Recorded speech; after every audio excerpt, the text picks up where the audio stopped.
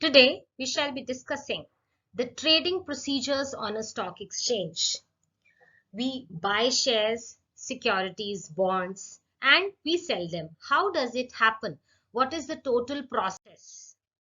See, earlier, you may be very well aware that the trading of shares and securities, they used to take place on the trading floor in the stock exchange physically. You must have seen it in so many movies. The agents and the buyers of the securities, all they used to gather there. It used to be a crowded place, people shouting from every corner of the room. It used to resemble a fish market. But nowadays the things are very different. The scenario has changed. It is the age of internet. Digitally, we trade the securities, the shares, stocks, and the debentures and the bonds. They are being purchased and sold in this digital age with the help of computers. A common citizen like you and me, we can buy the shares and sell them, of course, while sitting on a couch in the comfort of our own home. So we don't need to be physically going there to the trading floor.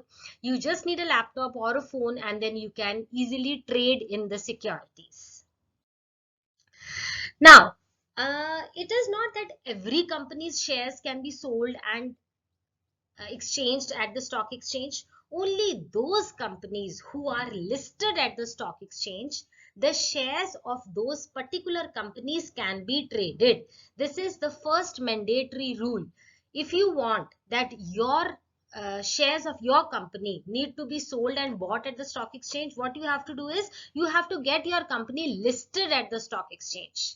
Let us take an example. This is the example of a K company. Now, K company wants to sell its shares through stock exchange. What is the precondition? It has to first list itself at the stock exchange.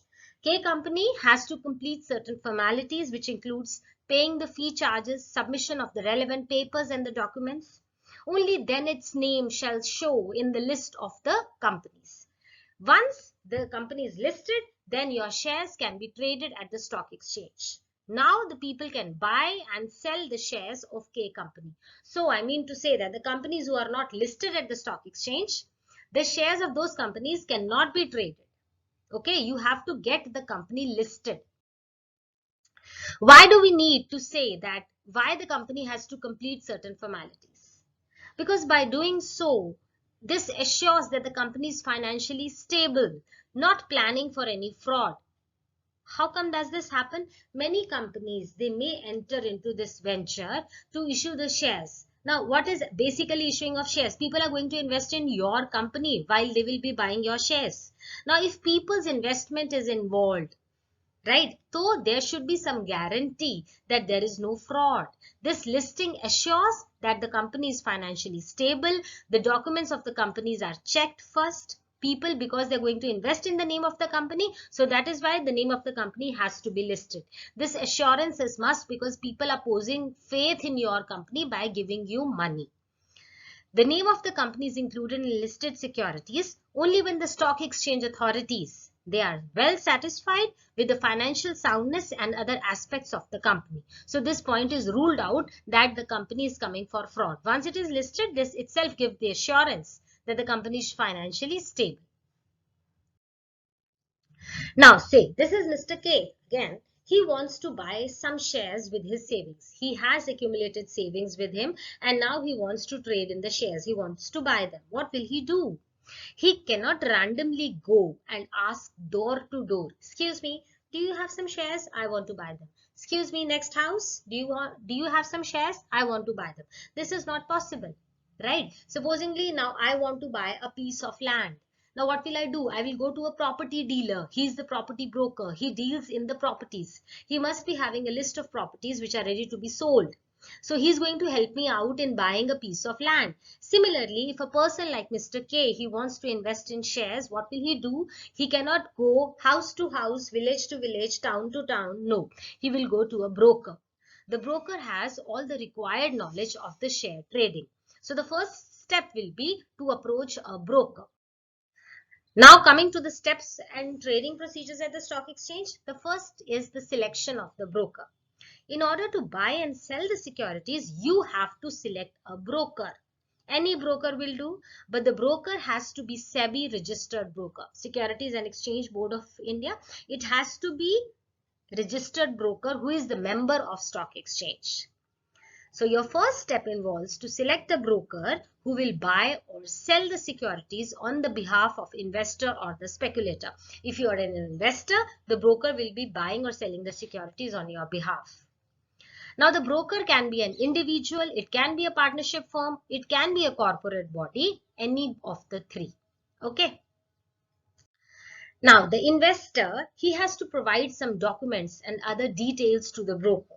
Now supposingly you are going to take an admission in a university or in a college, or your child is going to a school. So you have to provide in the details. Similarly, when you enter this trading business and you select a broker, the broker will be demanding from you a long list of these items, which includes your PAN number, the permanent account number. You will be well aware this is required on every purchase of gold also these days. Right? Beyond a certain limit, if you buy gold, you have to submit the permanent account number with the jeweler. This is why, because the government wants to keep a track record of what you are buying and what you are purchasing. Okay. Now, also the broker will be requiring your PAN number, your date of birth, your permanent address, your occupation, your educational qualifications. He will also be required to know your residential status, Indian or non-resident Indian. The rules are different for both these categories. The depository account details, right? The bank account details. What is the meaning of this depository word? I'll be telling you in the coming slides. Your bank account details is also required. Name of any other broker with whom you have registered. Sometimes you get registered with more than one broker, and if you have done that, you have to mention the other broker's name as well.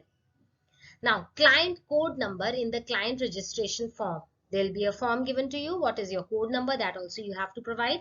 After taking these documents, the broker opens a trading account in the name of the investor. So this is his duty. He will be taking the required relevant information from your part, and then he will be opening a trading account for you. Once that is done, now the second step comes, open a DEMAT account with the depository. Right. Now, the first question, I'll take this word and this word one by one.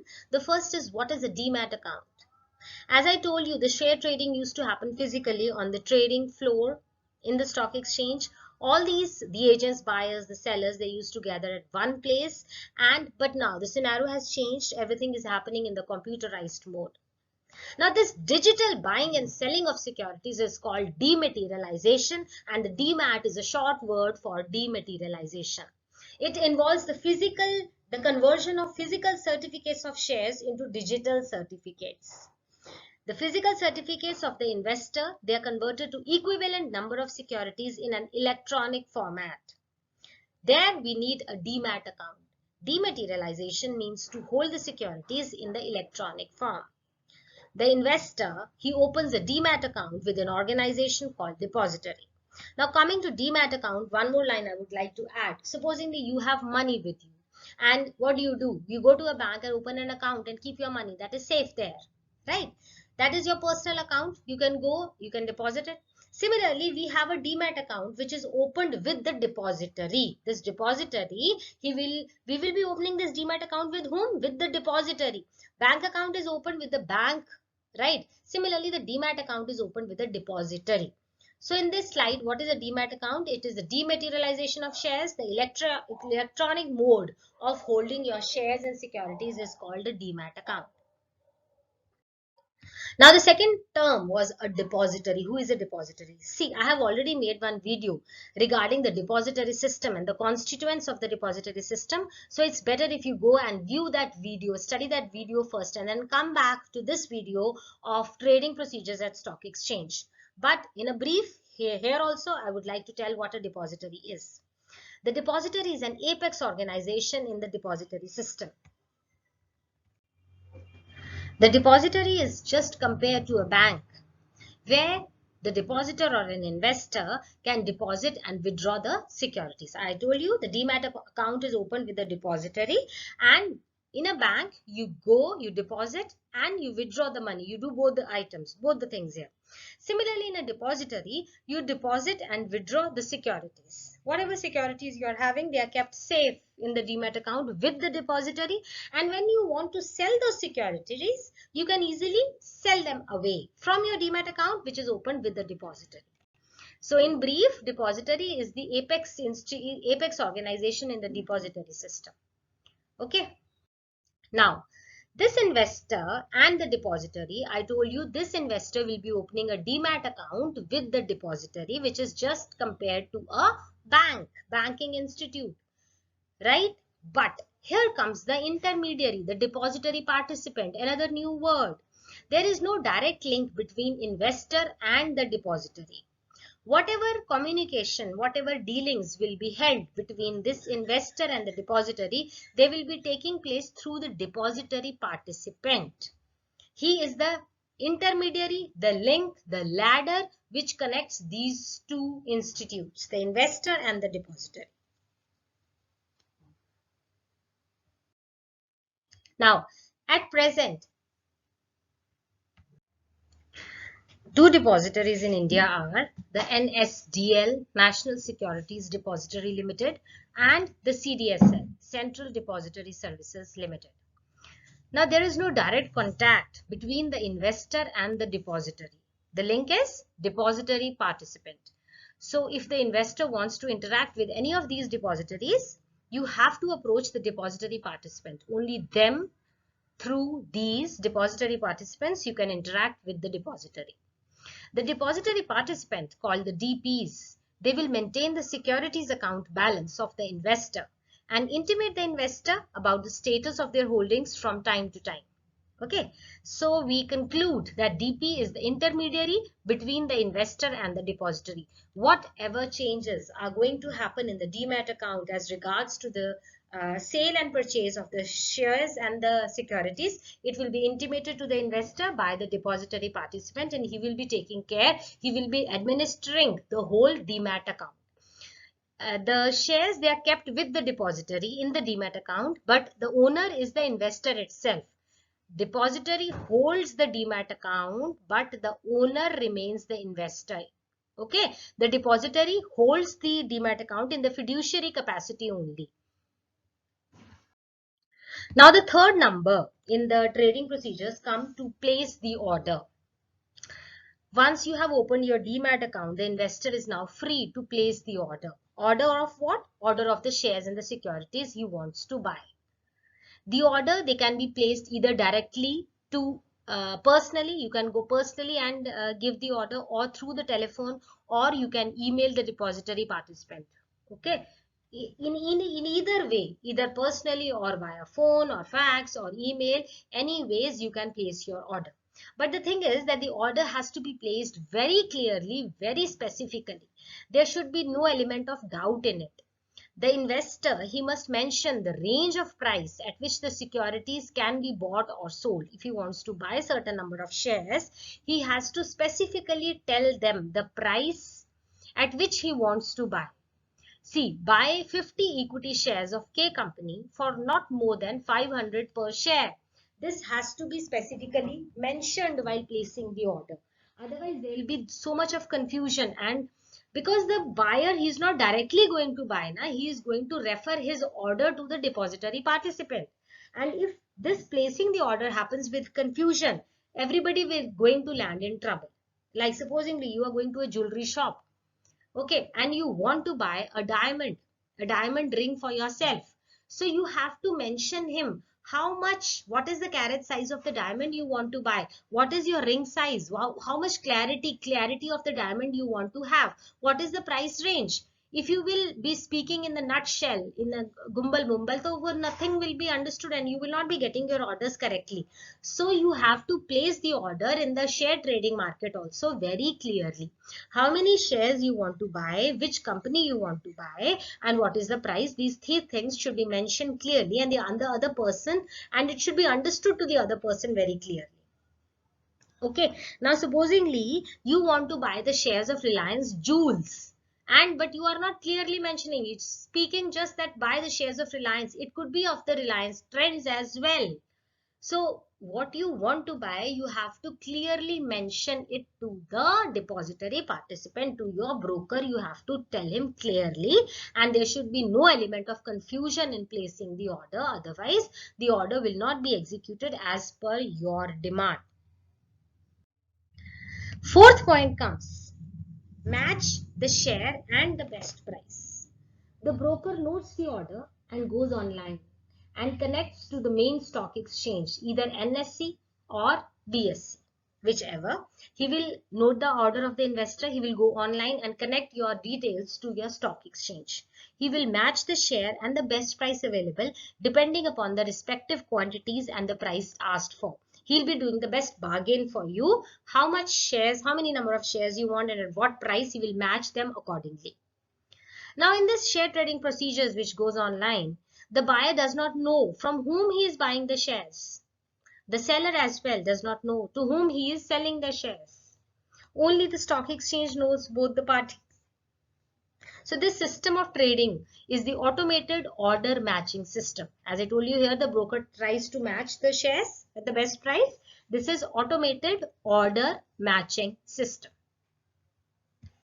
Next, fifth point is to execute the order. When the shares are traded, bought and sold at the mentioned price, it will be communicated to the broker terminal and the order will be executed electronically. So whatever order you placed, now it is the time to execute that order. The broker will issue a trade confirmation slip to the investors, which will give you the assurance that your order has been executed. So what term you have to remember here? The trade confirmation slip. Okay. Sixth point is the issue of the contract note. After the trade has been executed within 24 hours, the broker issues a contract note. Once the 24 hours have passed, the trade has been executed, another note, a contract note will be issued. This note contains the details of the number of shares which are bought or sold as the case may be, the price of the shares, the date on which the deal is going to happen, the time of the deal and the brokerage charges. Okay, all these details will be mentioned in the contract note. If we talk about the prices of the shares, you know how volatile the market is. The price may be very high at 11 o'clock and at 11:30 it may go very down. It can still assume the same rate at 12 o'clock. So this is how the zigzag, the graph moves. So the prices keeps on varying from every minute to minute. So the price is clearly mentioned here in the contract note so that there is no confusion later on. So this is the issue of the contract note, which we assume sixth point. The contract note is a very significant legal document. It helps to settle the disputes and the claims between the investors and the brokers. It is of high significant value because I told you the everything is mentioned in the contract note. So it will be a witness, it will be an evidence. If later on some dispute happens, a quarrel creates between the investors and the brokers, because everything is written clearly. If one person is speaking the other way around, so we have a proof to clarify. A unique order code number is assigned to every transaction by the stock exchange and it is also printed on the contract note. If later the investor wants to reconcile any issue with the stock exchange, this unique order code is for the reference. Whenever you take entry in a college, you get another number code. You take entry in a school, you get a number code. So similarly here also you get a unique order code number for every transaction, not for every person, but for every transaction you conduct there, you get a unique order code. Okay. Seventh point comes the delivery of the shares and making the payment. So ultimate aim was to get the delivery of the shares, and of course if you are buying the shares you have to make the payment.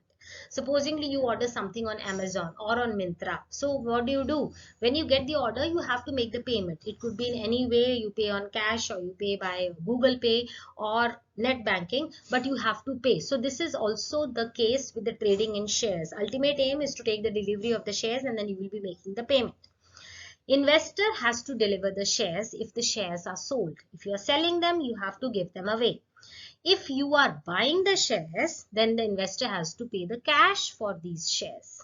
This should be done immediately after receiving the contract note or before the day when the broker shall make payment or delivery of the shares to the stock exchange. This is called the pay-in day.